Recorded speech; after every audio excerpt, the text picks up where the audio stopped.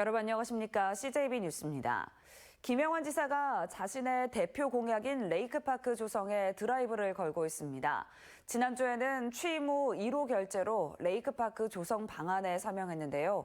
어제는 도내 시군 관광 관련 공무원들을 대상으로 한 여행 전문가의 특강이 열렸습니다. 조윤관 기자입니다.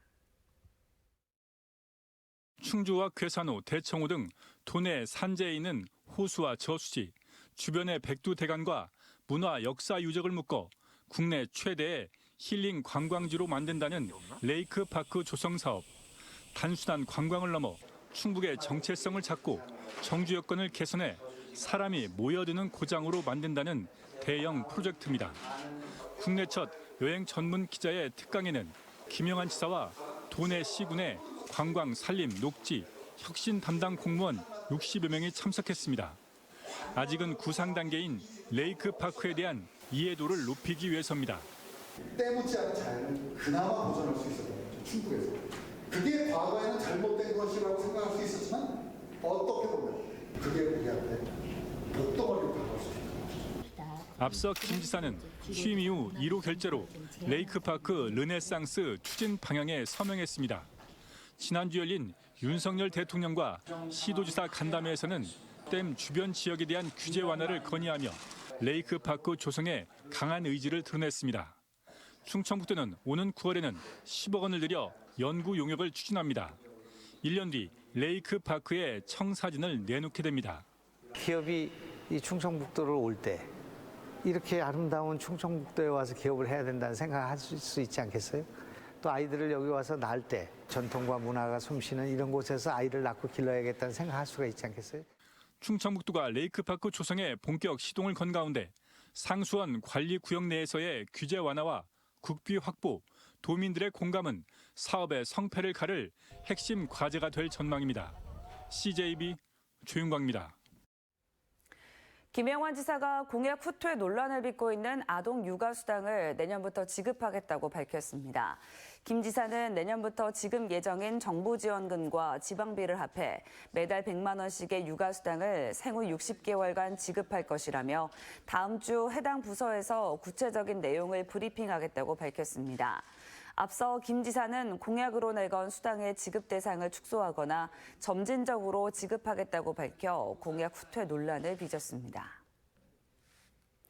더불어민주당 도의원 7명이 기자회견을 열고 지난주 국민의힘이 단독 처리한 도의회 상임위원회에 재배정을 요구했습니다. 민주당 의원들은 당초 위원장 2석과 박진희 의원의 교육위원회 배정을 요구했지만 위원장은 한석에 그쳤고 박 의원은 다른 상임위에 배정됐다며 이는 협치를 무시한 다수당의 횡포라고 주장했습니다. 의원들은 국민의힘이 거부할 경우 본회의 등에 무기한 불참하겠다고 밝혔습니다.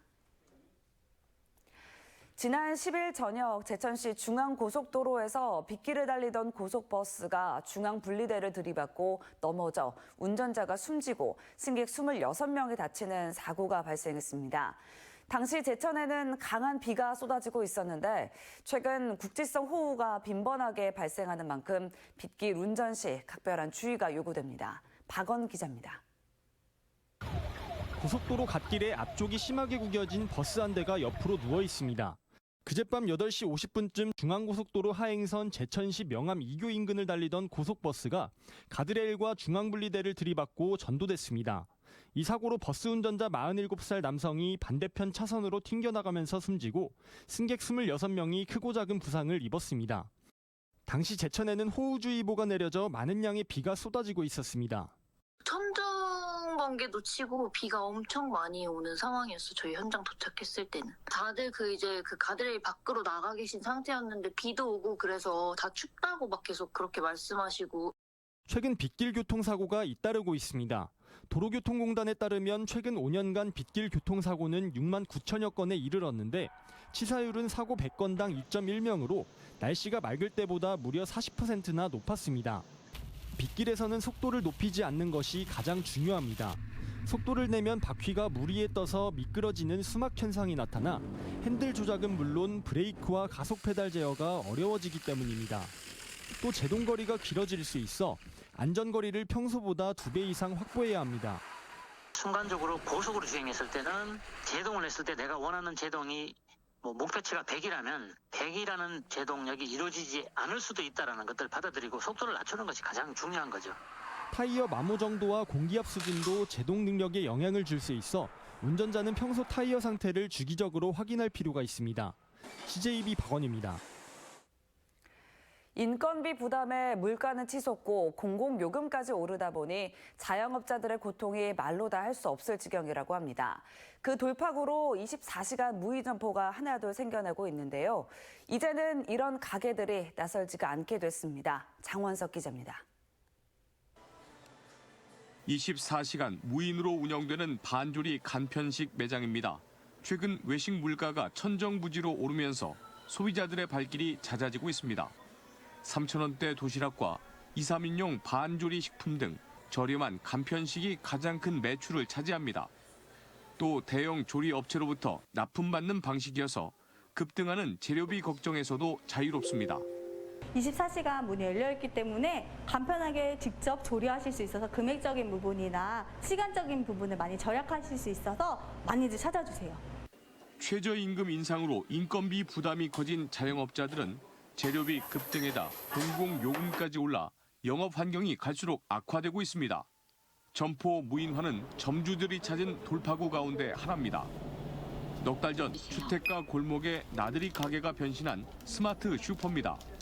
정부 공모 사업에 선정돼 24시간 무인 시스템으로 전환했습니다. 비대면 거래를 선호하는 소비 패턴으로 하루 평균 매출이 최고 20%까지 증가했습니다.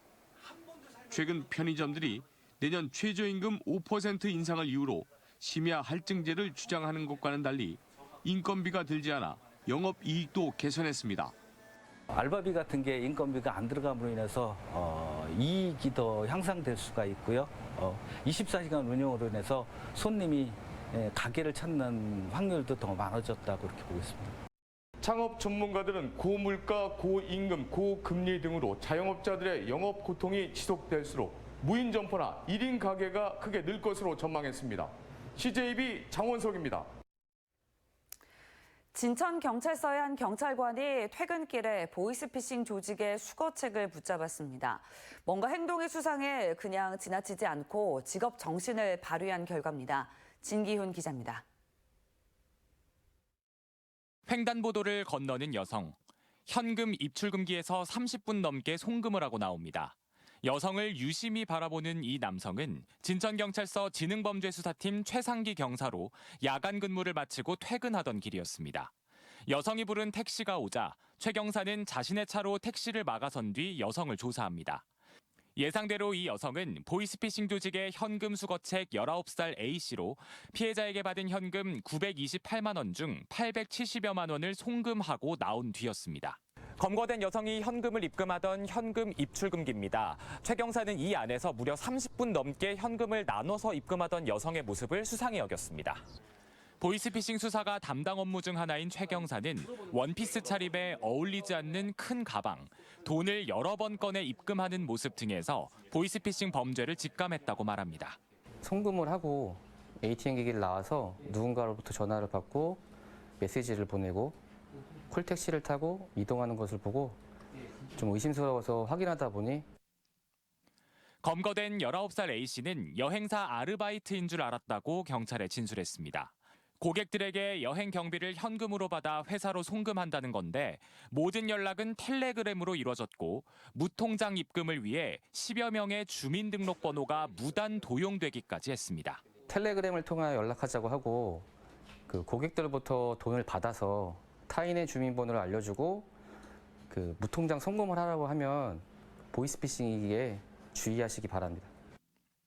피해 금액 가운데 수거책 A씨가 챙긴 50만 원은 회수할 수 있었지만 870여만 원은 무통장 입금으로 송금돼 회수가 쉽지 않은 상황입니다.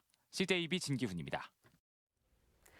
프로축구 연맹으로부터 프로축구단 창단을 승인받아 내년부터 프로 2부 리그에 참가하는 청주FC가 축구 붐 조성에 본격 나섰습니다. 지난 주말 홈 경기 땐 승용차 경품 이벤트까지 내걸었는데 이에 보답하듯 팀 창단 후 가장 많은 2,600여 명의 관중이 몰렸습니다. 이태연 기자입니다. 프로축구 창단 기념식이 열린 홈경기. 모처럼 만에 관중들의 함성이 경기장을 채웠습니다. 청주 종합운동장에는 청주FC 팀 역사상 최다 관중인 2,677명이 입장했습니다. 청주 FC가 생겼으니까 더 자주 할 거 아니에요. 그러면 더 아이랑 와서 즐기면 더 좋겠죠. 왜냐면 응원하는 게 사실 스트레스 풀리고 너무 재밌더라고요. 최근 1무 3패의 부진한 성적을 기록했던 청주FC는 일방적 응원 속에 5경기 만에 관중들에게 승리를 선물했습니다.